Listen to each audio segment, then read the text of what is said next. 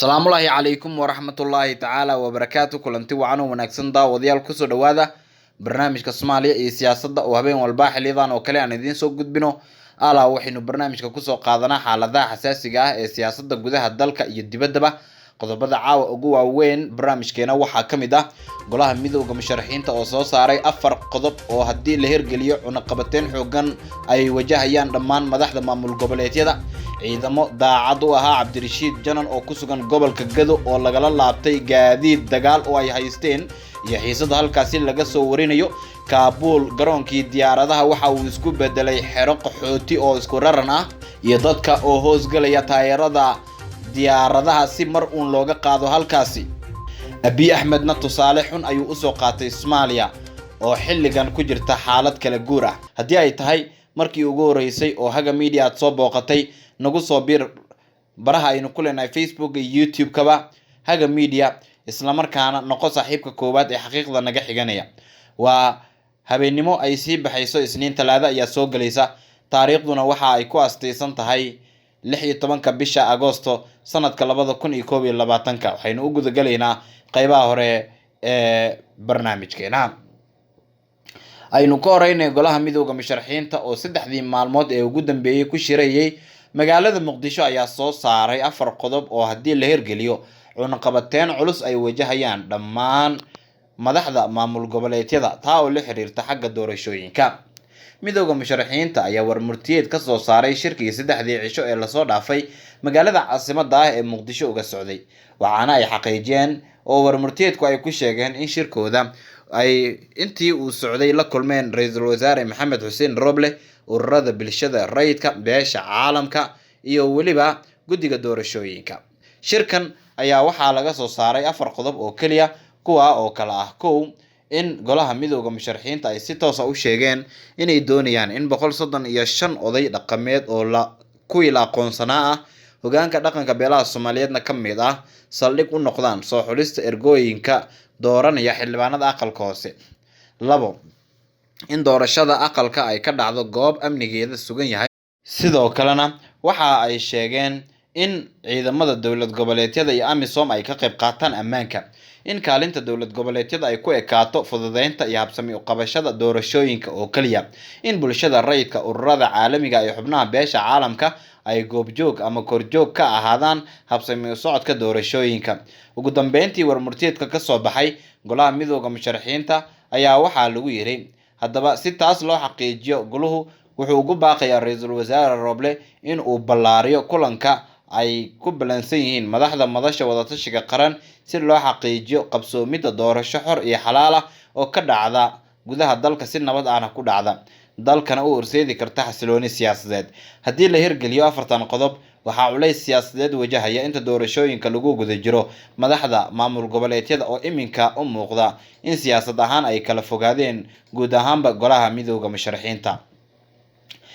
dhinaca iyo gobolka Gadana haddii aynu eegno, xiisad ayaa ka soo cusboonaatay Doolow tan iyo markii Cabdirashiid Janan oo shir jaraa'id ku qabtay Muqdisho uu sheegay in musharax xildhibaan uu yahay, iyadoo ciidan u daacad ahaa lagala laabtay gaadiid dagaal oo ay haysteen.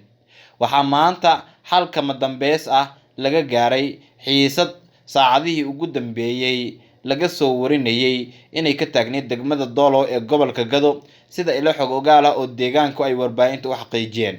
xiisadan oo ahayd mid dagaal ayaa u dhaxaysay ciidamada dowladda Soomaaliya ee horay ay halkaasi dowladda Soomaaliya ugu daabushay iyo ciidamadii uu horay u wareejiyay wasiirkii amniga maamulka Jubbaland Cabdirashiid Xasan Nuur Janan, kuwaas oo gadood xoogan ka sameeyay degmada.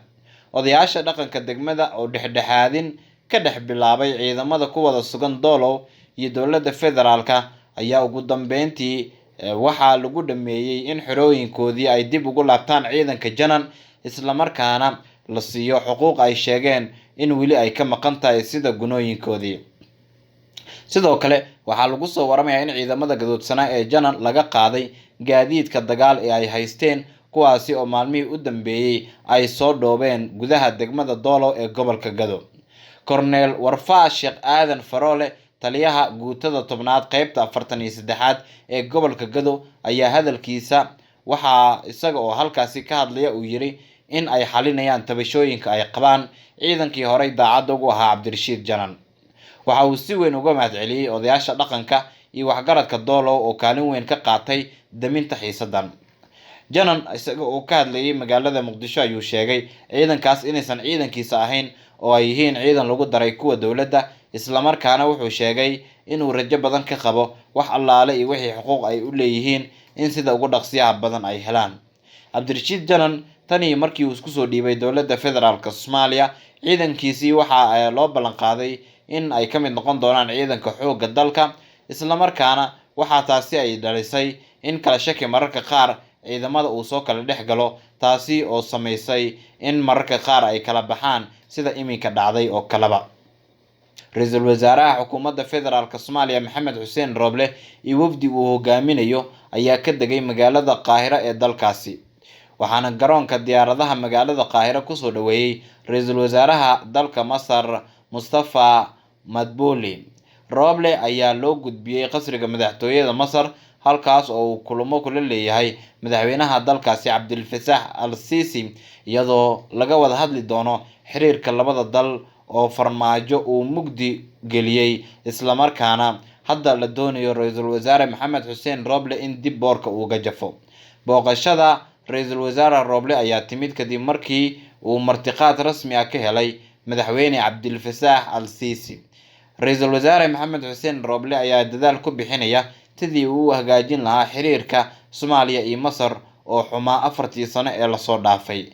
Xildhibaan Mahad Salaad oo Qaahiro ku sugan ayaa sheegay in Ra'iisul Wasaaraha soo dhaweyn heerkeedu sareysa loo sameeyay, isla markaana uu rajeynayo in laga wada hadlo dib u hagaajinta xiriirka labada dhinac oo marba marka ka dambeysa mugdi galayay 4 sano ee aynu ka soo gudubnay. Marka laga hadlayo Soomaaliya iyo Masar, waxaa ka dhaxeeya xiriir soo jireen ah oo ay adag tahay in mararka qaar laga faaloodo heerka uu leeyahay. Laakiin madaxweyne Farmaajo oo u badnaa dhinaca dowladda Qatar ayaa mar walba isku dayay in uu hoos u dhigo xiriirka Masar, isla markaana sare u qaado midda Qatar. Sidoo kale Masar iyo Qatar marka la eego iyo xagga Imaaraadkaba diblomaasiyad ahaan aad isuguma wanaagsana, waana tan keentay in Imaaraadka iyo Masar ay dhinac ka maraan xukunkii Farmaajo 4 sano ee ugu dambeysay. Xagga iyo Kaabul haddii aynu eegno, garoonka diyaaradaha ayaa isku bedelay xero barakac ama qaxooti oo isku raran ah. Dadkuna waxa ay galayaan taayarada diyaaradaha iyaga oo doonaya in mar uun lugahooda looga qaado dalka Afghanistan. Dhacdooyin anfariir iyo uur ku taalaba xambaarsan ayaa laga soo warinayaa in ay ka taagan tahay gudaha garoonka diyaaradaha Kaabul oo ah garoon caalami ah. Inta badan madaxdii dowladda Ashraf Ghani hoos tagayay ayaa wadnaha farta ku haya, inkastoo hoggaanka Taliban ay sheegeen in aargoosi uusan dhici doonin, cid wax dembi ahna loo haysta aysan jirin. Waa dad badan oo baxsad ah, waxay soo buux dhaafiyeen garoonka. Xitaa diyaaradda haddii ay buuxsanto waxa ay leeyihiin inagu waxaan doonaynaa in taayaradu aynu galno oo waxaan doonaynaa in Afghanistan aynu isaga baxno. Madaxweynihii dalkaas ayaa ka cararay dalkiisa, waxaana loo badinayaa in uu ka degay Tajikistan, halka wararka qaar ay sheegayaan in Pakistan uu ku sugan yahay. Laakiin wuxuu si la yaab leh u xaqiijiyay in haddii uu kusii sugnaan lahaa caasimadda Afghanistan ee Kaabul, in dad badan oo muwaadiniin ah oo Afghaanistaaniyiin ah ay shahiidi lahaayeen.